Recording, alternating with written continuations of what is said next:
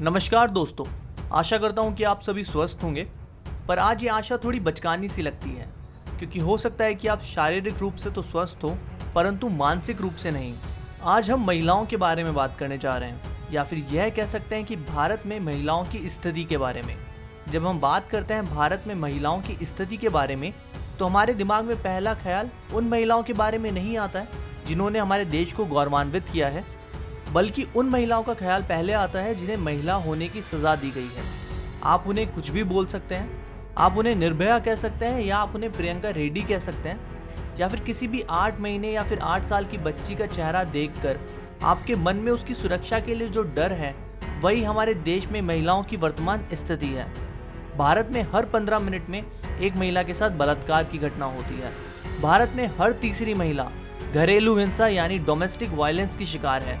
भारत में रोज 20 महिलाओं की हत्या हो जाती है दहेज के नाम पर।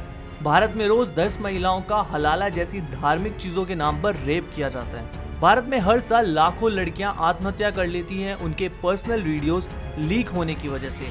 भारत में हर एक महिला को, जी हाँ आप गौर फरमाइएगा, भारत में हर एक महिला को कभी ना कभी पब्लिक प्लेस में गलत ढंग से छुआ गया है। यहाँ पे बहुत सारे आंकड़े आपके सामने नहीं रखे गए, जैसे जिन महिलाओं पे एसिड अटैक होता है या जिन महिलाओं को देह व्यापार में बेच दिया जाता है, वरना ये आंकड़े और भी भयानक हैं। हमारा देश जागा क्योंकि हमारे देश को फिर से शर्मसार करने वाली घटना सामने आई। जी हाँ, एक महिला के साथ सामूहिक दुष्कर्म की। हम उस घटना का विश्लेषण नहीं करेंगे क्योंकि वह अभी जांच के अंतर्गत है। हमारे देश में जांच से पहले ही लोगों को अपना निर्णय सुनाने की काफी जल्दी रहती है। बलात्कार अपने आप में ही एक वह भयानक सपना है जो वर्तमान में भारत के हर माता पिता व महिलाओं को सताता है।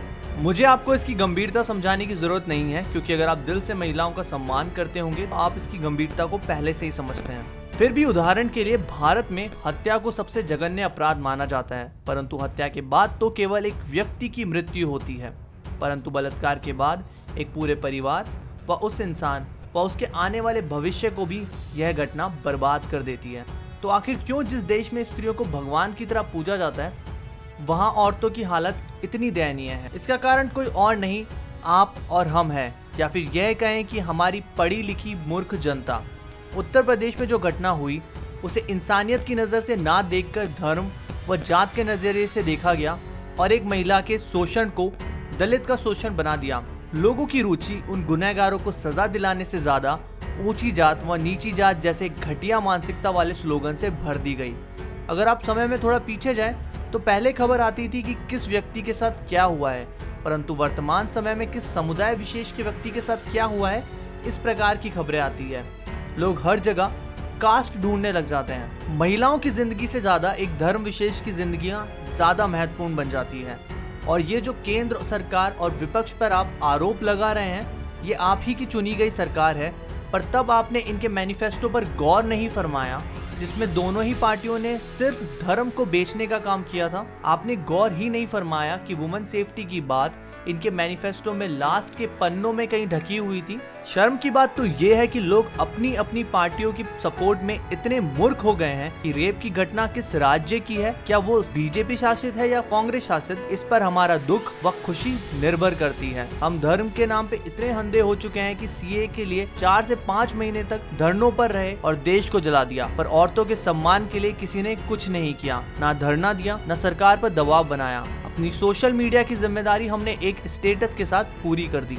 हमें कभी हलाला के नाम पर औरतों के साथ होने वाले रेप कभी नजर ही नहीं आए। बुर्खा व घूंघट के पीछे मरती एक औरत नजर नहीं आई, क्योंकि हम धर्म के नाम पर फैलाए झूठ में अंधे हो चुके हैं। दूसरा रीजन भी आपकी मानसिकता, या फिर यूं कहें कि 70% भारतीयों की मानसिकता का प्रतिरूप है, वह है इंटरनेट। हमारे देश में एडल्ट साइट एक्सेस करना काफी आसान है, जो कि लोगों की मानसिकता महिलाओं के प्रति खराब बनाने में काफी जिम्मेदार है।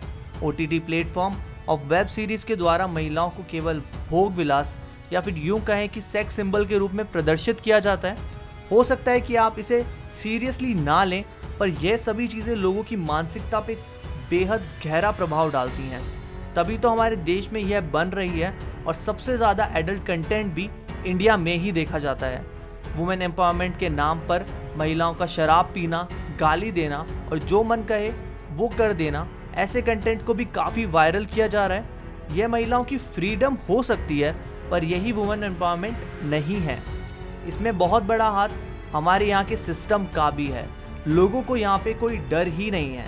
यहाँ तक कि जब निर्भया के दोषियों का इंटरव्यू लिया गया और उन्हें उस समय तक यकीन था कि उन्हें फांसी नहीं होगी, तब उनका यह मानना था कि जो उन्होंने किया है वह बिल्कुल सही है। निर्भया जैसी लड़कियों के साथ यही होना चाहिए। उन्होंने उसको उसकी गलती की सजा दी है कि वो रात 11 बजे तक बाहर किस लड़के के साथ क्या कर रही थी। हमारी सोसाइटी व समाज हमेशा से ही लड़के व लड़कियों के मध्य एक दूरी बनाए रखता है।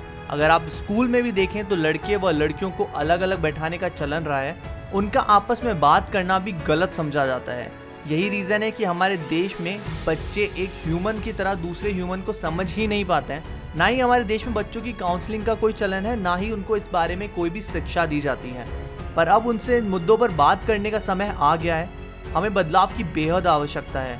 एंटरटेनमेंट के नाम पर माँ और बहनों की गालियाँ सुनाने वाले कंटेंट पर भी रोक लगाना बेहद ज़रूरी है, क्योंकि अगर आप शब्द से महिला का आदर नहीं कर सकते तो मन से तो क्या ही करेंगे।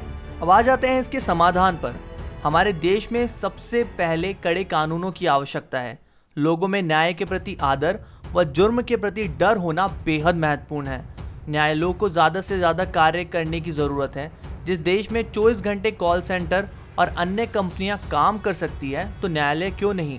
जिस देश की आबादी इतनी अधिक हो और मुकदमे इतने ज़्यादा, वहाँ न्यायालय की ये जिम्मेदारी है कि कार्य अधिक किया जाए। फिलहाल केवल 5 ही दिन न्यायालयों में कार्य किया जाता है। यह कोई नौकरी नहीं, ये एक जिम्मेदारी है। रेप कोई आदत या अन्य आपराधिक मामलों की तरह नहीं है, ये एक मानसिकता है जो कि समय के साथ एक बड़ा रूप ले लेती है। हमें जरूरत है कि हम स्कूल और कॉलेज में बच्चों की काउंसलिंग करें और जानने की कोशिश करें कि आखिर उनके मन में व उनकी सोच में चल क्या रहा है। इससे उन्हें भविष्य चुनाव में तो सहायता मिलेगी ही, साथ ही में आपराधिक मामलों में भी काफी कमी आएगी।